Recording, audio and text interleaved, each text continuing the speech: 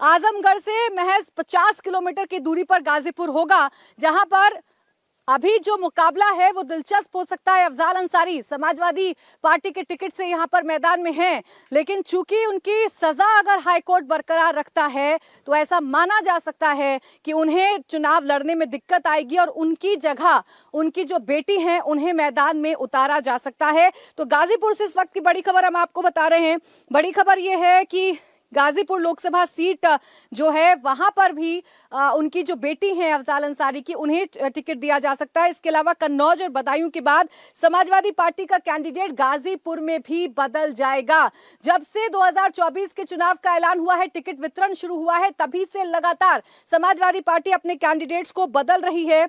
आपको जानकारी दे दें कि अफजाल अंसारी का टिकट अगर बदला जाएगा तो इसके पीछे हाईकोर्ट का फैसला होगा। फिलहाल हाईकोर्ट में जो अर्जी है वो लगा दी गई है और उनकी जगह नुसरत अंसारी जो कि बेटी हैं अफजाल अंसारी को, उन्हें टिकट दिया जा सकता है। वो चुनाव जो है उन्हें लड़ाया जा सकता है। दरअसल गैंगस्टर एक्ट में गाजीपुर की एमपी एमएलए कोर्ट ने अफजाल अंसारी को दोषी पाया था और 4 साल की सजा सुनाई थी, जिसके बाद अफजाल अंसारी को गिरफ्तार कर लिया गया था और लोकसभा की सदस्यता भी रद्द कर दी गई थी।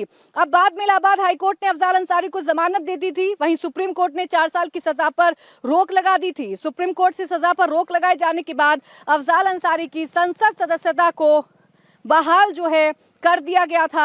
आज अफजाल अंसारी के लिए अहम दिन है। इलाहाबाद हाईकोर्ट उनकी किस्मत का फैसला करेगा। आपको जल्दी से बता देते हैं कि अफजाल अंसारी और उनकी बेटी को लेकर क्या चर्चाएं जो हैं वो की जा रही हैं। देखिए, अगर फैसला पक्ष में आया तो क्या होगा और सजा बरकरार रही तो क्या होगा। देखिए, अगर इलाहाबाद हाईकोर्ट ने उन्हें दोष मुक्त कर दिया तो वैसी स्थिति में अफजाल अंसारी की लोकसभा सदस्यता भी बरकरार रहेगी और वो लोकसभा का चुनाव भी लड़ सकते हैं। लेकिन मान लीजिए कि हाईकोर्ट ने लोअर कोर्ट के फैसले को बरकरार रखा या सजा की अवधि को घटाकर 2 साल भी कर दिया तो उनकी लोकसभा सदस्यता तो जाएगी ही, साथ में चुनाव लड़ने पर रोक लग जाएगी। ऐसे में वो अपनी बेटी को चुनावी मैदान में उतार सकते हैं। तो गाजीपुर सीट पर नॉमिनेशन का लास्ट डे 6 मई है, इसलिए अफजाल आज आने वाले फैसले का इंतजार कर रहे हैं। अफजाल ये इंतजार कर रहे हैं कि हाईकोर्ट उन्हें राहत देता है या उनकी आफत बरकरार रहती है। आपको बता दें कि अफजाल अंसारी ने पिछला लोकसभा चुनाव मायावती के हाथी पर सवार होकर लड़ा था, लेकिन इस बार अफजाल के हाथ में अखिलेश की साइकिल है। अफजाल अंसारी चुनाव लड़ पाएंगे या नहीं, इस पर आज फैसला हो जाएगा या उनकी बेटी चुनावी मैदान में होंगी, ये आज फैसला हो जाएगा। तो देखिए, हाईकोर्ट के फैसले का इंतजार करना होगा। लेकिन क्या कह रहे हैं अफजाल अंसारी, आइए आपको सुनवा देते हैं।